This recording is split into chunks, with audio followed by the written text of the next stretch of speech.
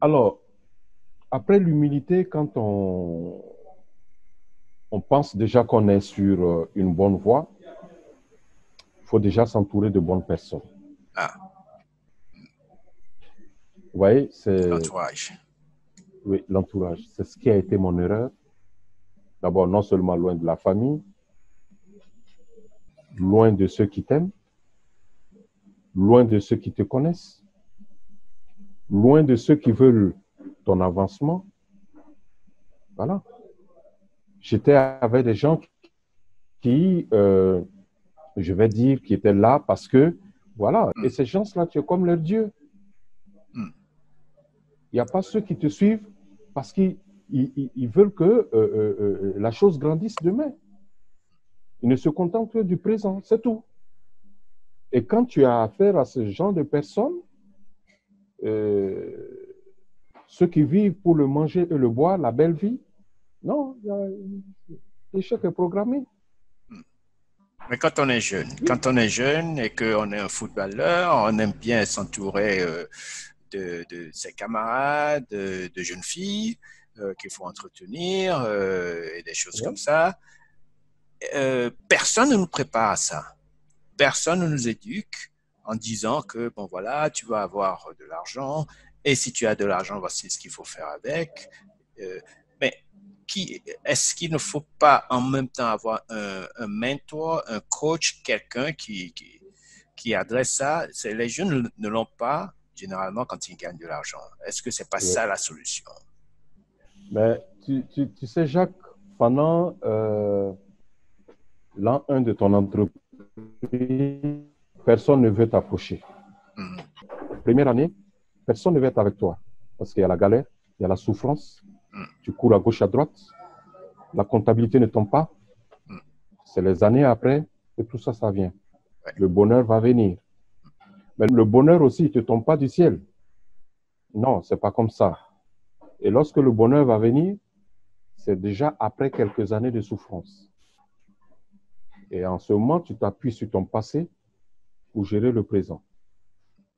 Et ces gens dont tu as besoin dans ta vie, tantôt je t'ai parlé de la sagesse. Il faut avoir une vie stable. La stabilité dans la vie, c'est avoir une compagne qui te comprend. Parce que c'est la première personne qui partage les mêmes, la même vision et la même souffrance que toi. En Afrique, c'est ça. Tant qu'on n'a pas cette personne de cœur qui est là pour le meilleur et pour le pire, c'est compliqué. mm. Parce que si tu veux compter sur un ami, ça ne marchera pas. Ça ne marchera Donc pas. déjà, il faut être stable dans la vie. Il faut être stable, forcément. De D'accord. façon familiale, il faut que tu aies une stabilité. Voilà. Et quand OK. tu as cette stabilité, bon, les choses quand même seront roses. Voilà. D'accord. Donc, il faut bien s'entourer. Et une Voilà, il faut s'entourer voilà, de bonnes personnes. Voilà. d'accord. Et après ça, Alors, j'ai dit aussi que quand on a ces bonnes personnes auprès de soi, il faut penser aussi comment vendre son produit. hmm, Il y a ce qu'on appelle les écoles. Bon, il y a les écoles de commerce, les unités de commerce qui enseignent comment on fait le commerce, comment on vend un produit. Communication, développement, démarche, voilà, tout ce que vous voulez. Mais quand on n'a pas la chance de faire cette sorte d'université, il faut développer soi-même euh, ces stratégies de vente. Vous savez, quand j'étais au Sénégal, mon entreprise n'était pas une grande entreprise. On n'était que 7 personnes. Il y avait des entreprises dans le même domaine qui étaient plus vastes que chez moi. Mais là où eux, ils vendaient, par exemple, un croissant à 500 francs, tu retrouvais le même croissant chez moi à 250 francs et je ne vendais pas un seul. Mais au moment où toi tu vends, qui vend les croissants à 500 francs, il vend 10 croissants, je suis peut-être à 40 croissants parce que chez moi c'était moins cher. Et en ce moment, je change le rendement. Mhm. Mes produits ne restent pas. Pendant ce temps, c'est vrai qu'il a la qualité et ses produits sont restés. Donc, il faut développer une stratégie de commerce, une stratégie de vente.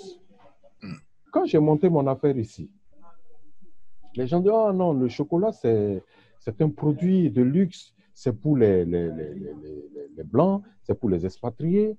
Le Burkinabé n'a pas de moyens pour s'acheter du chocolat. Je dis, bon, certes, ils n'ont pas de moyens pour s'acheter du chocolat, mais il faut quand même permettre aux Burkinabés de s'identifier à ce produit. Et j'ai commencé à prendre des produits de chez nous, des arachides, des noix d'acajou, du sésame, des épices de chez nous, à les mettre dans le chocolat. Et quand ils sont venus, ils ont vu, ils disent, mais attends, ça c'est vraiment de chez nous. Je vais connaître le goût de ce produit-là. Maintenant, les expats qui s'en vont chez eux, ben, attends, j'apporte du chocolat d'Afrique avec des produits d'Afrique. Voilà, voici une stratégie que j'ai mise en place. Et elle a fonctionné. Donc, quand tu veux vraiment te lancer dans un business, dans l'entrepreneuriat, il faut avoir sa propre stratégie de vente. Si cette stratégie ne marchait pas, j'étais capable de sortir au bord de la route avec mon chocolat, au bord des feux tricolores. C'était une possibilité aussi. Voilà. D'accord. Il faut être prêt pratiquement à s'identifier et à se donner une certaine identité qui C'est ça. justifie aussi le prix. Parce que si on Absolument. baisse pour baisser, quelquefois la marge n'est pas très forte, mais il Ouais. faut aussi s'identifier. OK, et le prochain point. Alors, vous savez, quand j'étais au Sénégal, quand j'ai commencé le business, il a commencé à marcher. Et j'ai commencé à déléguer les choses. C'est-à-dire que je commençais à m'absenter dans la réalisation des choses. J'étais absent, je ne comptais plus sur moi, mais je comptais sur les autres. Mais j'avoue que ça ne fonctionne pas comme ça. Quand tu montes un business, il faut compter sur soi. Oui, c'est le problème que j'ai eu au Sénégal. J'ai commencé à compter sur les gens. Je me disais que les gars faisaient le boulot. Non, eux, ils donnaient le meilleur d'eux-mêmes, mais qui ne répondaient plus aux attentes des clients. Mais je me suis inspiré de ça aujourd'hui. Quand tu rentres dans ma boutique, du matin jusqu'au soir, je suis là. J'ai toutes choses à l'œil. Je le fais par moi-même. Je ne compte sur personne. Que ce soit en cuisine, que ce soit dans la pâtisserie, que ce soit sur le chocolat, que ce soit même au service, même à la planche, je suis là. Et lorsque vous êtes malade? Ben, je peux dire, les dieux sont avec moi, je tombe rarement malade. Hein. Ah oui, oui, oui, oui, je tombe rarement malade. Et je peux te dire, en 2 ans d'exercice, dire que j'ai pas mis pied dans mon entreprise, c'est peut-être une fois. Je sais pas trop, mais c'est rare. C'est très rare. Est-ce que l'entreprise ne dépend pas trop de vous? On peut se poser cette question. Euh, L'entreprise ne dépend pas, elle tourne autour de moi, mais tous les domaines sont autonomes. Je prends par exemple la cuisine, j'ai un cuisinier qui est là. Je fais le programme de la journée avec lui, je fais le programme de la semaine avec lui, il me fait son bon, je le regarde, quel produit qu'il veut, et en dehors de moi, il peut faire sa cuisine sans problème. Il fait sa cuisine. Je ne suis pas là, mais il le fait. Dans la prise de décision, c'est là que je peux intervenir. Tu prends le chocolat, par exemple, je les ai appris du début jusqu'à la fin, comment ça se fait. Donc, ça veut dire que même si moi, je ne suis pas là, l'entreprise continue. Voilà. Mais seulement, moi, je suis là juste pour constater que le travail se fait dans des conditions normales. Voilà. D'accord. Donc, je suis indépendant. J'ai mon rôle aussi de chef d'entreprise à jouer. D'accord. Très bien. Bien noté. Mm. Les quelques derniers points.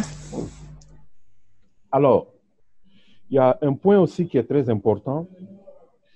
Il y a la discipline et les bonnes méthodes. Tu sais, la discipline, c'est quelque chose qui demande de la rigueur. C'est une violence qu'on fait, on se fait à soi-même pour rester tel qu'on est. Je prends par exemple au niveau des banques. Aujourd'hui, tu réussis dans du business, tous les banques sont là pour t'accompagner. Mais attention, ce n'est pas parce que les banques sont là, les affaires ont réussi, que tu te permets de faire des prêts de gauche à droite. Il y a une certaine discipline qu'il faut instaurer dans sa propre vie.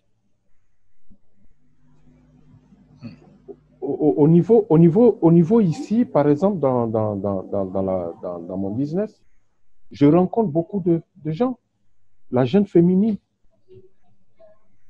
Et c'est comme un boulevard qui est ouvert. Mais je me fais violence. Je dis, c'est ton argent qui m'intéresse, pas ta personne. Et quand on n'a pas cette discipline en soi-même, on veut rentrer dans la vie voilà, comme on veut, on le paye cher, hein, ça se paye cash. Et C'est des choses. C'est un gros problème en Afrique, ça? Ah ben, bien sûr, c'est le plus gros problème dans les entreprises en Afrique. Des entreprises qui tombent parce que simplement le patron a eu des alliances contre professionnels. Des alliances qui ne vont pas avec son boulot. Ah oui, ça c'est le plus gros problème en Afrique. Je peux dire même 90% des entreprises tombent parce que simplement, monsieur ou madame ont eu des alliances et qui ne sont pas conformes avec son business. Il y a un manque de discipline. Il y a certaines choses que même si moi je dois me le permettre, pas devant mon personnel. Même j'ai envie de boire, je prends un exemple, j'ai envie de boire une bière, quelque chose que j'ai interdit formellement dans mon entreprise, je ne le ferai pas devant eux, je le ferai dehors. Pour moi. Quand j'écris partout, je dis formellement interdit d'utiliser le téléphone, le cellulaire, que moi-même je donne l'exemple. Il faut se donner cette discipline d'abord. Parce que si on ne se la donne pas, les autres le feront avec exagération. C'est ça. Et c'est Ouais. comme ça. Et Donc, là, on ne peut rien. en fait, c'est le leadership. C'est être le leader, donner l'exemple et aussi montrer aux autres que, voilà, vous faites ce que je dis, mais vous faites aussi ce que je fais. C'est ça. En fait, le leader venait à la fin. Je venais à la fin avec le leader parce que le leader, c'est celui-là qui est capable de dire à son meilleur employé stop. C'est celui qui prend le bâton et il est devant. Le leader, c'est celui qui est capable de prendre un problème et de le transformer en solution.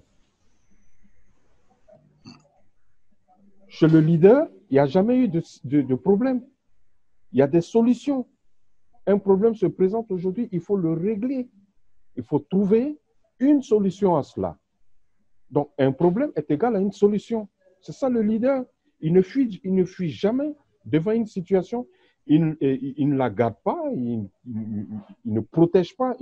Parce que du jour au lendemain, il va exploser. Oui, un problème se règle. Et c'est ça le rôle du leader, qui est capable de dire stop, que les choses s'arrêtent. C'est celui qui peut lever la voix là où tout le monde se tait. qui est capable de te regarder et te dire la vérité dans les yeux. Et ça, c'est un véritable problème chez nous en Afrique, de dire la vérité à quelqu'un. Oui. Chef Honoré.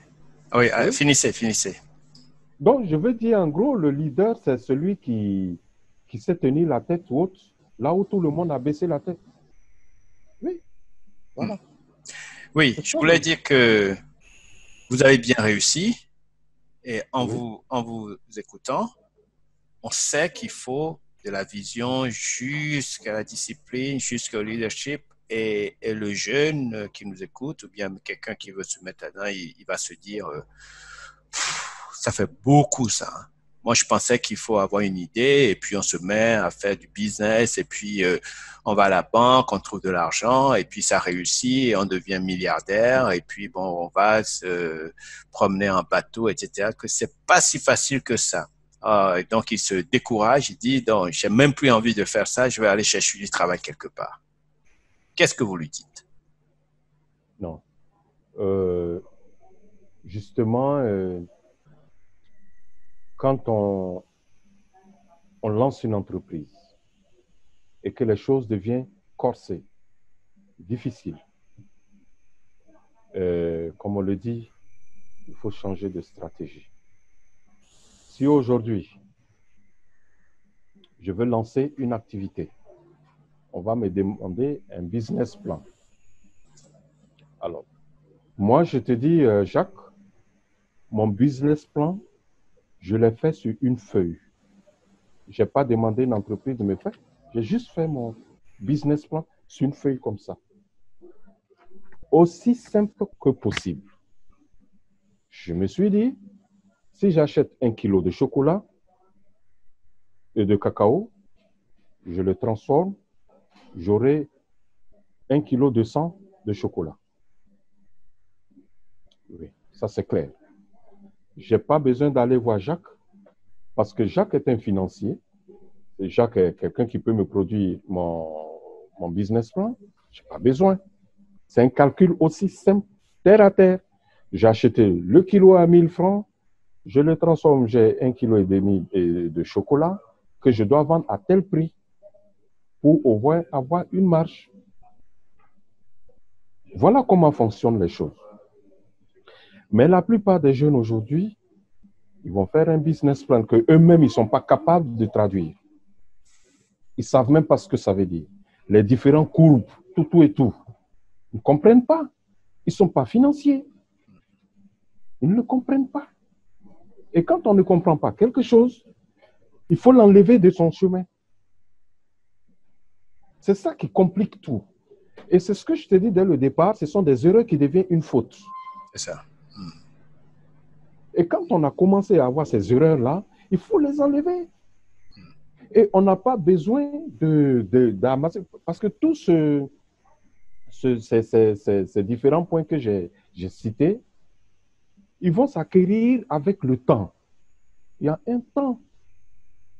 Au fur et à mesure que tu grandis, tu constates que tu prends de la hauteur. C'est le rôle de l'escalier.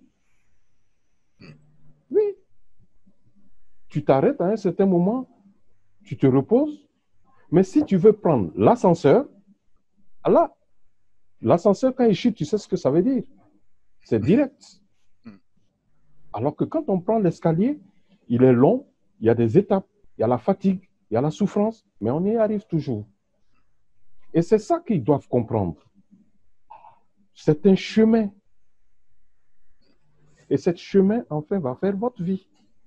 Et quand vous finissez ce business-là, à la fin, vous êtes à la retraite. Vous devenez un consultant, vous devenez, bon, voilà tout ce que vous voulez pour raconter votre vie. Ce n'est pas grand, ce n'est pas des choses impossibles. Non. Moi, j'ai lancé mon entreprise. Je ne suis pas allé vers une banque. Les banques sont venues vers moi. J'ai dit non. Et je fonctionne tout seul. Non, je n'ai pas voulu. Jusqu'à aujourd'hui, aucune banque dans mon pays va dire que non, je leur dois. Non. Non. Donc, il y a tout un processus qu'il faut suivre pour arriver à la fin. Mais je ne dis pas que l'aide d'une banque est mauvaise. Non. Je dis simplement que quand on est discipliné dans ce qu'on fait, il y a des choses qui ne sont pas utiles. D'accord. Aujourd'hui, j'ai 3 voitures, mais il est très facile de me voir sur une moto que de me voir dans une voiture. Oui, parce que ça y va de mon intérêt pour aller d'un point A à un point B. Je prends une personne prend le véhicule, moi je prends la moto, j'arrive avant toi. Oui. C'est le temps qui est important pour moi. C'est ça. Ouais. Voilà. Ce que j'aime dans votre discours, c'est que vous êtes vraiment terre à terre. Parce qu'il faut prendre les escaliers parce que l'ascenseur est en panne. C'est ça. Il ne faut pas courir après ce qui est joli. On va faire un business plan qui est compliqué, puis après on va aller voir une banque pour dire de nous prêter de l'argent, puis on utilise une partie de l'argent pour faire de la publicité rapide en essayant de... Non, vous dites non. Soyons simples. Commence, aie de la discipline, entoure-toi des bonnes personnes. Une fois que tu as de la réussite, sais en avance ce que tu vas faire avec cet argent. Ouais. Entoure-toi encore de meilleures personnes qui te conseillent. Ouais.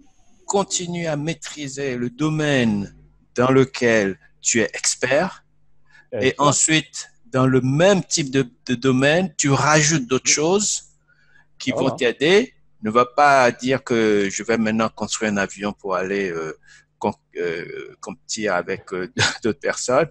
Donc, c'est tellement concret que ça donne du courage. Ça donne du courage parce que, voilà. Donc, j'aimerais que vous finissiez sur ce mot de courage pour les jeunes, pour dire que en Afrique, il y a encore beaucoup de possibilités. Oui, je dis l'Afrique, quand je suis dans la rue, quand je suis sur la route, je vois que des possibilités. Tout mon parcours, ce n'est que des possibilités. Ce n'est pas la peine de dire je vais en Europe. D'une manière ou d'une autre, il faut que j'arrive là-bas. Non. L'Europe est saturée. L'Europe a ses chômeurs. L'Europe a ses malades. L'Europe a ses pauvres. Par contre, chez nous, en Afrique, je dis c'est une richesse. Parce qu'il y a les possibilités partout. Il suffit d'être attentif, d'être courageux, d'avoir cette discipline en soi. Je te dis, entre-temps, il y a des milieux où quand moi je rentrais, tout le monde avait la tête baissée. Parce que je devais de l'argent à presque tout le monde. Mais quand j'ai commencé à mettre de l'ordre dans tout ce que je faisais, il y a ceux-là j'ai rencontré un pasteur qui m'a dit un jour, heureux celui qui sait tenir la tête haute quand tout le monde a la tête baissée. Et il parlait de moi. Je demande simplement aux jeunes d'être courageux. Quand on dit un entrepreneur, ce n'est pas celui qui a la vie facile, qui a une vie aisée. C'est celui qui combat. C'est celui qui se bat au quotidien à atteindre son objectif. Si on ne se bat pas, c'est sûr que la vie ne nous fera pas du cadeau. Parce que la vie, en réalité, elle nous accompagne comme elle peut aussi ne pas nous accompagner. Quand on est sur la bonne voie, les choses roulent comme il se doit, il faut les accompagner de discipline, de courage, de savoir tout ce qui est possible pour accompagner un business. Tout est possible en Afrique. Tout est possible. Tout est possible ici. Voilà, c'est mon dernier mot. Merci beaucoup. Encore une fois, c'est tout plein de sagesse, c'est pratique. J'espère que les gens tireront beaucoup de profit et Merci. je vous souhaite une très, très bonne réussite, une continuation de réussite pour tout ce que vous faites et à bientôt. À bientôt, Jacques. Merci.